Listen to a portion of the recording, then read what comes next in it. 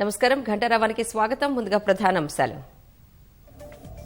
కాంగ్రెస్ తీరుపై మరోమారు నిప్పులు చెరిగిన ప్రధాని. తెలుగు రాష్ట్రాల్ని కాంగ్రెస్ విభజించిన తీరుపై ఆక్షేపణ.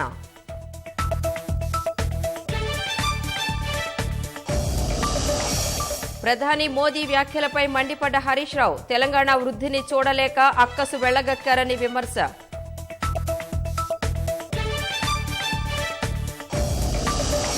హైదరాబాద్ కు మరో అంతర్జాతీయ సంస్థ బాష్ కేంద్రం ఏర్పాటు కానుందని కేటీఆర్ వెల్లడి.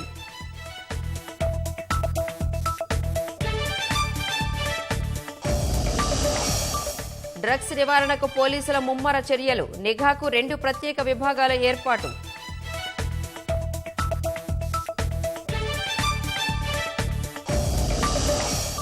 రాష్ట్రంలో కరోనా 3వ దశ ముగిసిందన్న సర్కార్. ఎలాంటి ఆంక్షలు అమలులో లేవని వెల్లడి.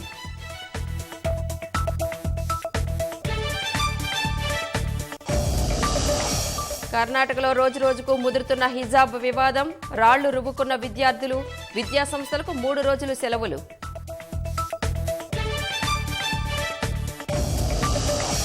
హిజాబ్ వివాదంపై పార్లమెంట్లోనూ నిరసన. లోక్సభ నుంచి 8 పార్టీల వాకౌట్.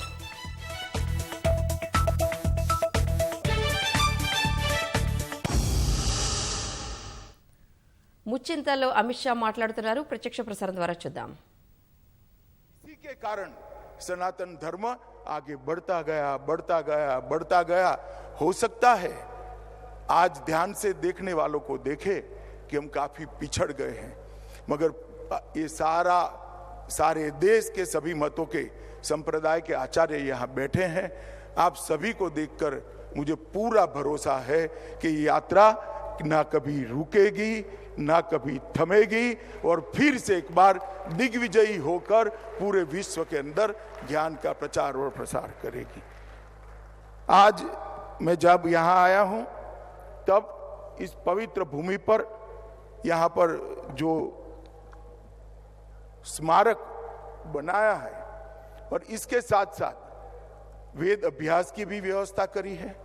वेद की 9 के 9 शाखाओं के अभ्यास शास्त्रोक्त तरीके से हो सके ऐसे विद्यार्थी भी यहाँ से निकलेंगे, पूरे देश भर में फैलेंगे और जहाँ जहाँ जाएंगे वहाँ वेद के ज्ञान की सुगंध को, उसकी ज्योत को प्रज्वलित करते जाएंगे.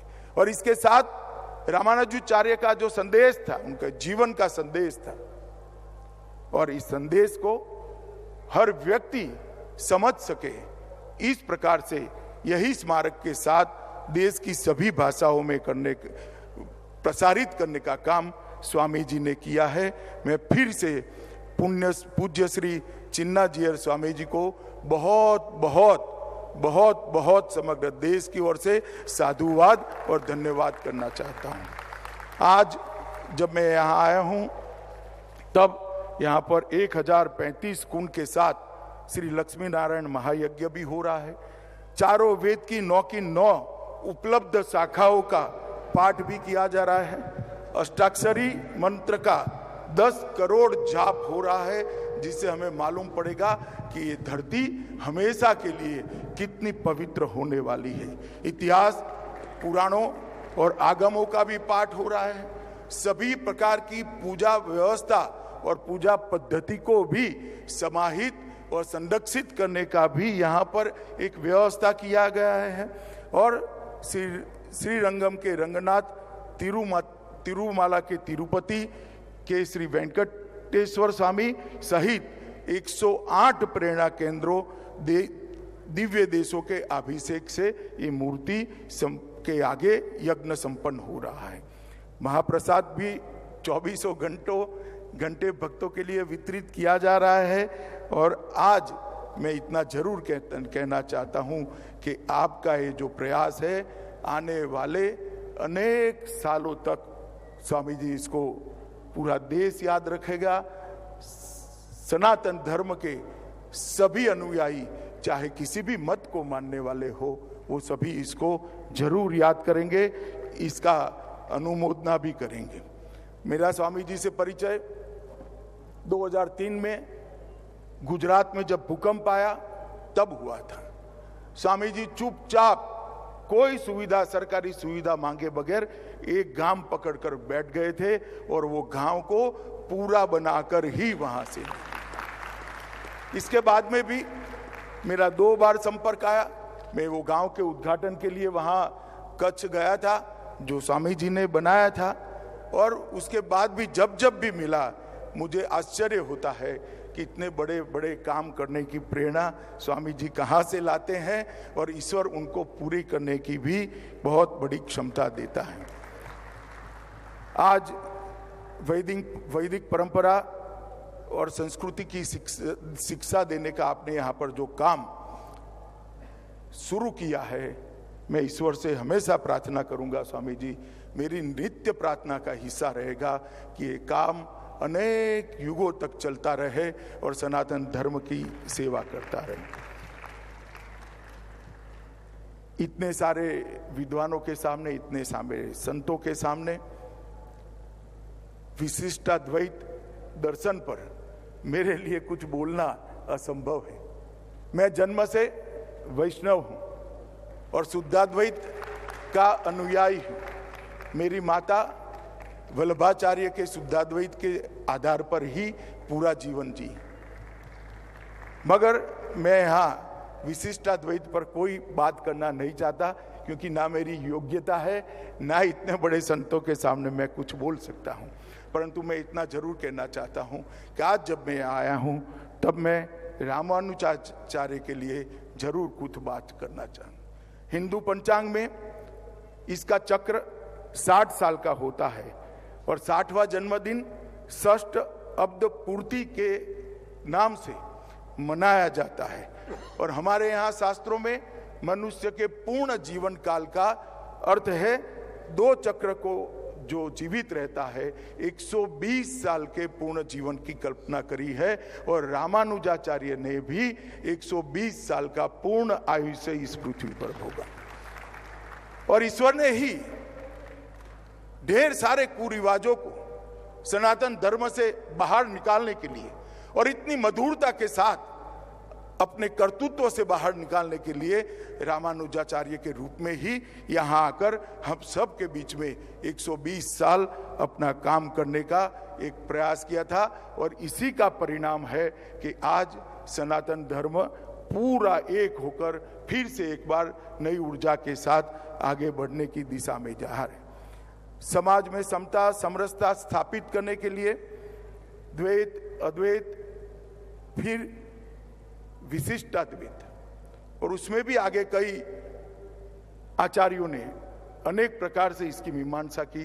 ब्रह्म सूत्र के एक प्रकार से जटिल ज्ञान से लोकभोग्य ज्ञान को बनाने का काम इन आचार्यों ने किया, और इसी के माध्यम से आज अनेक लोग बहुत बड़ा ज्ञान न होने के बावजूद भी अपना जीवन वेद के बताए रास्तों पर जी रहे हैं, क्योंकि आचार्यों ने जो जीवन पद्धति को बताया उसी को आचरण में रखा। और आज ज्ञान न होने के बावजूद भी कई लोग वेद के आधार पर अपना जीवन जीते हैं। उसमें सबसे बड़ा योगदान रामानुजाचार्य जी का था। आदिशंकर के अद्वैत दर्शन, माधवाचार्य के द्वैत दर्शन और रामानुजाचार्य के विशिष्टाद्वैत के कारण ही आज वैष्णव संप्रदाय ने अनेक प्रकार के जीवों को आगे बढ़ने का और वेद आधारित जीवन जीने का रास्ता प्रशस्त हुआ है। रामानुजाचार्य ने मध्यम मार्ग को व्याख्यायित करते हुए विशिष्टाद्वैत की अवधारणा दी और भारतीय समाज में एकत्व लाने का, स्थापित करने का एक क्रांतिकारी काम किया। रामानुजाचार्य के विशिष्ट द्वैत दर्शन के कारण ही पूरब से पश्चिम और उत्तर से दक्षिण तक भारत एक सूत्र में बना। कई सारे भक्ति आंदोलनों के मूल ढूंढेंगे तो रामानुजाचार्य के विशिष्ट द्वैत के अंदर ही हमें मिलेंगे। मैं आगे इस पर आपको बताऊंगा। यहाँ पर बहुत सारे संत बैठे हैं। रामानुजाचार्य के जीवन को, इनके योगदान को सरल शब्दों में कुछ विभागों में अगर बांट देते हैं तो समता, समरसता एक, ज्ञान ग्रहण में समानता, सभी को ज्ञान ग्रहण करने का अधिकार है। और ये भी उन्होंने प्रस्तापित किया। जातिगत भेदभाव को भी उस जमाने में 1000 साल पहले समाप्त करने के लिए क्रांतिकारी काम किया। क्षमता के अनुसार काम का विभाजन, पूजा के अधिकारों को भी 20 मंदिर के पूरे संचालन को 20 हिस्सों में बांटा और हर समाज को इसके साथ जोड़ने का उन्होंने काम किया। भाषा की समानता को भी उन्होंने प्रस्तापित किया और मोक्ष के अधिकार को भी एक विशिष्ट वर्ग की जगह सब जीव को मोक्ष का अधिकार है अगर ज्ञान और भक्ति के मार्ग पर चलते हैं, इसको भी उन्होंने किया। और एक मेरे एनालिसिस से मैं जुड़ा है, मैं बात को बताऊंगा। रामानुजाचार्य अपने आप में बहुत विनम्र थे, परंतु वो विद्रोही भी थे। बहुत सारी कुप्रथाओं को इनके अंदर के विद्रोही आत्मा ने समाप्त करने का काम किया था। आज मैं यहाँ आया हूँ तब उन्होंने श्रीरंगम में संन्यास लेने के बाद रामानुजाचार्य शालिग्राम नामक स्थान पर रहने लगे और कई सारे ग्रंथों की रचना की। ब्रह्मसूत्र के भाष्य पर लिखे 2 मूल ग्रंथ उनके बहुत लोकप्रिय हुए, श्री भाष्यम एवं वेदांत संग्रहम। उनके 9 ग्रंथ आज भी ढेर सारी लाइब्रेरी में उपलब्ध है। मैं आपको इसलिए बताना चाहता हूं, एक मेरा जन्म एक बहुत छोटे से कस्बे में हुआ है। కుటుంబ పార్టీల నుంచి దేశ ప్రజాస్వామ్యం పెనుముప్పును ఎదుర్కొంటోందని ప్రధాని విమర్శించారు. రాజ్యసభలో రాష్ట్రపతి ప్రసంగానికి ధన్యవాదాలు తెలిపే తీర్మానంపై చర్చకు సమాధానం ఇచ్చిన ప్రధాని కాంగ్రెస్పై విమర్శలు కొనసాగించారు. కాంగ్రెస్ తమ పార్టీ పేరును భారత జాతీయ కాంగ్రెస్ నుంచి ఫెడరేషన్ ఆఫ్ కాంగ్రెస్ గా మార్చుకోవాలని హితవు పలికారు. కుటుంబమే ప్రథమ ప్రాధాన్యమైతే మొట్టమొదట నష్టపోయేది ప్రతిభే అని ప్రధాని అన్నారు. దేశంలో కాంగ్రెస్ పార్టీ లేకుంటే సామాన్య ప్రజలు విద్యుత్, నీటి కోసం ఎన్నో ఏళ్లు వేచి ఉండాల్సిన పరిస్థితి ఉండేది కాదన్నారు. స్వాతంత్ర్యం రాగానే భారత్ పుట్టినట్టు కాంగ్రెస్ భావిస్తోందన్న ప్రధాని కాంగ్రెస్ పార్టీని రద్దు చేయాలని జాతిపిత మహాత్మా గాంధీ ఆకాంక్షించిన విషయాన్ని గుర్తు చేశారు. అదే జరిగి ఉంటే దేశంలో అత్యయిక పరిస్థితి విధించే అవసరమే వచ్చి ఉండేది కాదన్నారు. ప్రాంతీయతత్వం, కులతత్వం ఇంత విస్తృతంగా ఉండేది కాదని చెప్పారు. సిక్కుల ఊచకోత జరిగేది కాదన్న మోదీ కశ్మీరీ పండిట్ల తమ ఇళ్లను వదిలి వెళ్లే పరిస్థితి వచ్చేది కాదని వ్యాఖ్యానించారు. తెలంగాణ ఏర్పాటు ప్రక్రియ అంశం మరోసారి రాజకీయ కాకరేపింది. రాజ్యసభలో కాంగ్రెస్ తీరును ఎండగడుతూ ప్రధాని మోదీ చేసిన వ్యాఖ్యలు విమర్శల వేడి పుట్టించాయి. కాంగ్రెస్ నేతలు ఏది చేసినా అధికారం ఉందనే అహంకారం ప్రదర్శించారని, ఆంధ్రప్రదేశ్ విభజన ప్రక్రియ కూడా అలాగే చేశారని మండిపడ్డారు. ప్రధాని విమర్శలు తెలంగాణ ప్రజలను అవమానించేలా ఉన్నాయంటూ తెరాస, కాంగ్రెస్ నేతలు విరుచుకుపడ్డారు. బడ్జెట్ ప్రసంగంపై రాష్ట్రపతికి ధన్యవాదాలు తెలిపే తీర్మానంపై రాజ్యసభలోనూ ప్రధాని మోదీ కాంగ్రెస్ తీరుపై విరుచుకుపడ్డారు. సోమవారం లోక్సభలో విరుచుకుపడిన ప్రధాని అదే స్థాయిలో దునుమాడారు. ఆంధ్రప్రదేశ్ విభజన సమయంలో కాంగ్రెస్ అనుసరించిన తీరు వల్లే తెలుగు రాష్ట్రాలు ఇప్పటికీ నష్టపోతున్నాయని ప్రధాని మండిపడ్డారు. పార్లమెంటు తలుపులు మూసేసి ఎలాంటి చర్చ లేకుండానే ఆంధ్రప్రదేశ్ విభజన చేశారని, దాని ఫలితంగానే తెలుగు రాష్ట్రాలు ఇప్పటికీ ఇబ్బందులు ఎదుర్కొంటున్నాయని మోదీ ఆక్షేపించారు. ఆంధ్రప్రదేశ్ का विभाजन किया, माइक बंद कर दिए गए, मिर्ची स्प्रे की गई, कोई डिस्कशन नहीं हुई। क्या यह तरीका ठीक था? क्या यह लोकतंत्र था? क्या अटल जी की सरकार ने भी 3 राज्य बनाए थे। राज्य बनाना हमने विरोध नहीं किया है, लेकिन तरीका क्या था? अटल जी ने 3 राज्य बनाए थे, छत्तीसगढ़, झारखंड, उत्तराखंड, लेकिन कोई तूफान नहीं आया। शांति से सारा निर्णय हुआ, सबने मिल बैठ करके निर्णय किया। आंध्र तेलंगाना के भी हो सकता था, हम तेलंगाना के विरोधी नहीं है, साथ मिलकर के किया जा सकता है, लेकिन आपका अहंकार, सत्ता का नशा, उसने देश के अंदर इस कटुता पैदा की। और आज भी तेलंगाना और आंध्र के बीच में वो कटुता के बीच तेलंगाना का भी नुकसान कर रहे हैं, आंध्र का भी नुकसान कर रहे हैं, और आपको कोई राजनीतिक फायदा नहीं हो रहा है। और हमें समझा रहे हैं। ప్రధాని వ్యాఖ్యలపై తెరాస మండిపడింది. తెలంగాణపై ప్రధాని విషం చిమ్ముతున్నారని మంత్రి హరీష్ రావు విమర్శించారు. రాష్ట్ర ఏర్పాటును మోదీ వ్యతిరేకిస్తున్నారనేది స్పష్టమైందన్నారు. పార్లమెంటులో ఇచ్చిన హామీలను మరిచి తెలంగాణ ప్రజలను అవమానించేలా ప్రధాని మాట్లాడడం దురదృష్టకరమన్నారు. మోడీ గారు రాజ్యసభలో ఆయన మాటలు తెలంగాణ ప్రజల హృదయాలను గాయపరిచినాయి. మళ్లీ ఒకసారి తెలంగాణ రాష్ట్ర ఏర్పాటును ఆయన ఎంత వ్యతిరేకిస్తున్నారో ప్రజలకు అర్థమైతా ఉంది. ఆయనకున్న అక్కసును వెళ్ళగక్కిండి ఈరోజు. అభివృద్ధిలో నీ సొంత రాష్ట్రం గుజరాత్ ను దాటుతున్నామని మోడీ గారికి ఎక్కడో అక్కసు ఉన్నట్టు అనిపిస్తుంది నాకు. ఎందుకంత అక్కసు? తెలంగాణ ప్రజలు ఏరువడ్డం బాగుపడ్డమని తెలంగాణ ప్రజలు భావిస్తున్నారు. కానీ మోడీ గారు మాత్రం ఇది సమాఖ్య స్ఫూర్తికి విరుద్ధంగా రాష్ట్ర విభజన జరిగిందంటాడు. ఏం తెలంగాణ ఏర్పడ్డ నీకొచ్చిన నొప్పేంది? మీకొచ్చిన ఇబ్బంది ఏంది? పెప్పర్ స్ప్రేల మధ్య బిల్లు పాస్ అయిందట. ఎట్లా పాస్ అయితేంది? కాకినాడ తీర్మానం ప్రకారంగా మీరు తెలంగాణ వచ్చుంటే మా యువకులు బలిదానాలు చేసుకునే వాళ్ళ. ఇంకో మాట అంటున్నాడు, సమాఖ్య స్ఫూర్తికి విరుద్ధమట. రాత్రికి రాత్రి మా తెలంగాణ భద్రాచలం ప్రాంతంలోని 7 మండలాలు తీసుకుపోయి ఆంధ్రాకి అప్పజెప్పినవే. 10 పైసలకే కరెంట్ వచ్చే మా లోయర్ సీలేరు పవర్ ప్లాంట్ తీసుకుపోయి ఆంధ్రాకు అప్పనంగా అప్పజెప్పినవే. అది ఏ సమాఖ్య స్ఫూర్తికి నిదర్శనం మోడీ గారు అని నేను అడుగుతా ఉన్నా. రాష్ట్ర ఏర్పాటు ప్రక్రియ సహా పార్టీపై ప్రధాని పార్లమెంటు వేదికగా చేస్తున్న వ్యాఖ్యలను కాంగ్రెస్ నేతలు ఖండించారు. చట్టసభల్లో కీలక బిల్లుపై ఓటింగ్ జరిగేటప్పుడు తలుపులు మూయడం సాధారణమేనని పీసీసీ అధ్యక్షుడు రేవంత్ రెడ్డి వ్యాఖ్యానించారు. చర్చ లేకుండానే ఆమోదించాలని పార్లమెంటులో సుష్మా స్వరాజ్ చేసిన సూచనను గుర్తు చేశారు. తెలంగాణ బిల్లు లోక్సభలో వచ్చినప్పుడు చర్చలే అవసరం లేదు, బిల్లును ఆమోదించండి అని చెప్పి ప్రధాన ప్రతిపక్ష పార్టీ అయిన భారతీయ జనతా పార్టీ నాయకురాలు శ్రీమతి సుష్మా స్వరాజ్ గారి నిర్ణయం మేరకు లోక్సభలో చర్చ జరగకుంటేనే ఓటింగ్ ప్రక్రియ చేపట్టినరు. తెలంగాణ బిల్లును ఆమోదించారు. చట్టసభలల్లో ఏదైనా బిల్లు మీద చర్చ జరిగి ఆ బిల్లు మీద ఓటింగ్ జరిగే పరిస్థితి ఉంటే తప్పకుండా తలుపులు మూసి లోపల ఉన్న సభ్యులనే ఆ ప్రక్రియలో పాల్గొనే విధంగా చర్యలు తీసుకుంటారు. తెలంగాణ బిల్లు వచ్చినప్పుడు కూడా ఓటింగ్ ఇన్సిస్ట్ చేసింది కాబట్టి ఓటింగ్ జరగడం కోసము పార్లమెంటు తలుపులు మూసి ప్రక్రియను పూర్తి చేసింది.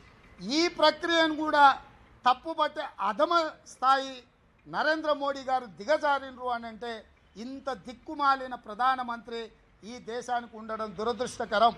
తెలంగాణను వ్యతిరేకించి తెలంగాణ కోసం రాజీనామా చేయకుండా పారిపోయిన కిషన్ రెడ్డిని ఇవాళ కేంద్ర మంత్రిని చేసినావు. నిన్ను నీ సంఘాన్ని చూస్తేనే అర్థమవుతుంది మీరు తెలంగాణ ద్రోహులని, దుర్మార్గులని. ఇప్పటికే పలు అంశాలపై తెరాస భాజపా నేతల మధ్య మాటల తూటాలు, ట్వీట్ల యుద్ధం నడుస్తుండగా ప్రధాని వ్యాఖ్యలు మరోసారి విమర్శల వేడి పెంచాయి. రాష్ట్రంలో కరోనా 3వ దశ పూర్తిగా తగ్గిందని ప్రజారోగ్య సంచాలకులు శ్రీనివాసరావు వెల్లడించారు. రాష్ట్రంలో ఎలాంటి కోవిడ్ ఆంక్షలు అమలులో లేవన్నారు. రాష్ట్రంలో పాజిటివిటీ రేటు 2% కంటే తక్కువ ఉందని, అత్యధిక పాజిటివిటీ రేటు 5%కి వెళ్లిందని తెలిపారు. ఐటీ సంస్థలు వర్క్ ఫ్రం హోం విరమించుకోవచ్చని సూచించారు. అన్ని సంస్థలు 100% సిబ్బందితో పనిచేయవచ్చని, పూర్తి సంఖ్యలో కార్యాలయాలకు రావచ్చని డీహెచ్ వెల్లడించారు. కేసులు తగ్గినా మాస్కులు ధరించాలని, అందరూ కోవిడ్ టీకా తీసుకోవాలని స్పష్టం చేశారు. నిజామాబాద్, ఆసిఫాబాద్ జిల్లాలు మినహా రాష్ట్రమంతా 100% తొలి డోస్ పూర్తయిందని వివరించారు. మేడారం జాతరకు ప్రత్యేక ఏర్పాట్లు చేశామని, 150 పడకల ఆసుపత్రిని సిద్ధం చేశామని శ్రీనివాసరావు స్పష్టం చేశారు. హైదరాబాద్లో మరో అంతర్జాతీయ సంస్థ ఏర్పాటు కానుంది. ఇంజనీరింగ్, గృహోపకరణాల్లో ప్రపంచ అగ్రగామిగా ఉన్న బాష్ భాగ్యనగరానికి రానుందని పరిశ్రమల శాఖ మంత్రి కేటీఆర్ వెల్లడించారు. గ్లోబల్ సాఫ్ట్వేర్ టెక్నాలజీస్ R&Dని హైదరాబాద్లో బాష్ ఏర్పాటు చేయనుందని తెలిపారు. హైదరాబాద్ను బాష్ ఎంచుకోవడంపై ట్విట్టర్లో కేటీఆర్ ఆనందం వ్యక్తం చేశారు. 3,000 మందికి ఉపాధి లభిస్తుందన్నారు. ముఖ్యమంత్రి కేసీఆర్ సీఎం సూచన మేరకు డ్రగ్స్ నివారణకు హైదరాబాద్ పోలీసులు సమాయత్తమయ్యారు. డ్రగ్స్ పై నిఘాకు హైదరాబాద్ కమిషనరేట్ పరిధిలో 2 ప్రత్యేక విభాగాలు ఏర్పాటు చేశారు. హైదరాబాద్ నార్కోటిక్స్ ఎన్ఫోర్స్మెంట్ విభాగంతో పాటు నార్కోటిక్స్ ఇన్వెస్టిగేషన్ సూపర్విజన్ వింగ్లను రేపు డీజీపీ మహేందర్ రెడ్డి ప్రారంభించనున్నారు. డ్రగ్స్ కట్టడి కోసం 2 ప్రత్యేక విభాగాలు పనిచేయనున్నాయి. హైదరాబాద్ సిపి కార్యాలయం కేంద్రంగా 2 విభాగాలు పనిచేయనున్నాయి. 12 ఏళ్ల బాలుడి హత్య కేసును కామారెడ్డి జిల్లా పోలీసులు ఛేదించారు. హత్య జరిగిన 2 రోజుల్లోనే నేరస్తుడిని పట్టుకున్నారు. ఈ నెల 6న కామారెడ్డి జిల్లా నాగిరెడ్డిపేట మండలం తాండూరు సమీపంలోని ఓ పంట పొలంలో అక్కంపల్లికి చెందిన 12 ఏళ్ల బాలుడు సురేష్ హత్యకు గురయ్యాడు.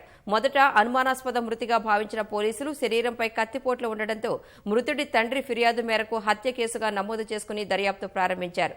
అక్కంపల్లికే చెందిన మరో బాలుడు తన సైకిల్పై సురేష్ను తీసుకువెళ్లినట్లుగా పోలీసుల విచారణలో తేలింది. దీంతో బాలుడిని అదుపులోకి తీసుకుని విచారించగా తానే చంపినట్లుగా ఒప్పుకుని ఒప్పుకున్నట్లు పోలీసులు తెలిపారు. ఓ మహిళతో ఉన్న అక్రమ సంబంధం విషయం సురేష్కు తెలియగా ఎక్కడ బయటకు చెప్తాడోనన్న భయంతో సురేష్ను మరో బాలుడు హత్య చేసినట్లు పేర్కొన్నారు. కత్తితో 10 సార్లు పొడిచి సురేష్ చనిపోయాడని నిర్ధారించుకున్న తర్వాత తన సైకిల్ను పంట పొలంలో దాచి పరారయ్యాడు. హత్య చేసిన బాల నేరస్తుడిని జువైనల్ హోంకు తరలించిన పోలీసులు హత్యకు ఉపయోగించిన కత్తి, సెల్ ఫోన్, సైకిల్ స్వాధీనం చేసుకున్నారు. కర్ణాటకలో హిజాబ్ వివాదం మరింత ముదిరింది. రాష్ట్ర వ్యాప్తంగా హిజాబ్కు అనుకూల, వ్యతిరేకంగా విద్యార్థులు చేపట్టిన ఆందోళనలు పలుచోట్ల ఉద్రిక్తంగా మారాయి. శివమొగ్గలోని ప్రభుత్వం డిగ్రీ కళాశాలలో ఇరు వర్గాల విద్యార్థులు ఒకరిపై ఒకరు రాళ్లు రువ్వుకోగా పలువురు గాయపడ్డారు. హిజాబ్ వివాదం నేపథ్యంలో రాష్ట్ర వ్యాప్తంగా విద్యాసంస్థలకు ప్రభుత్వం సెలవులు ప్రకటించింది. 3 రోజుల పాటు సెలవులు ఇస్తున్నట్లు కర్ణాటక ముఖ్యమంత్రి బసవరాజ బొమ్మాయి ప్రకటించారు. విద్యార్థులంతా శాంతియుతంగా ఉండాలని కోరారు. విద్యార్థులు, ప్రజలంతా సంయమనం పాటించాలని కర్ణాటక హైకోర్టు కోరింది. అంతా సంయమనం పాటించాలన్న న్యాయమూర్తి తదుపరి విచారణను బుధవారానికి వాయిదా వేశారు. హిజాబ్ వివాదం పార్లమెంటును కూడా తాకింది. హిజాబ్కు వ్యతిరేకంగా జరుగుతున్న వివాదాన్ని నిరసిస్తూ విపక్షాలు లోక్సభ నుంచి వాకౌట్ చేశాయి. హిజాబ్ వివాదం పార్లమెంటును కూడా తాకింది. హిజాబ్కు వ్యతిరేకంగా జరుగుతున్న వివాదాన్ని నిరసిస్తూ Congress, DMK, CPI, CPM, MDMK, Jharkhand ముక్తి మోర్చా, ఐయుఎంఎల్ లోక్సభ నుంచి వాకౌట్ చేశాయి. అంతకుముందు ఈ వివాదాన్ని లోక్సభలో కాంగ్రెస్ పక్ష నేత అధిర్ రంజన్ చౌదరి తప్పుపట్టారు. హిజాబ్ ధరించడం తప్పేమీ కాదని, దాన్ని బలవంతంగా తొలగించేందుకు కర్ణాటకలో సాగుతున్న ప్రయత్నాలు సరికాదని అన్నారు. భారత్లో సమానత్వం, అందరికీ సమాన అధికారాలు అని నమ్ముతూ ముందుకు సాగుతాయని అధిర్ రంజన్ గుర్తు చేశారు.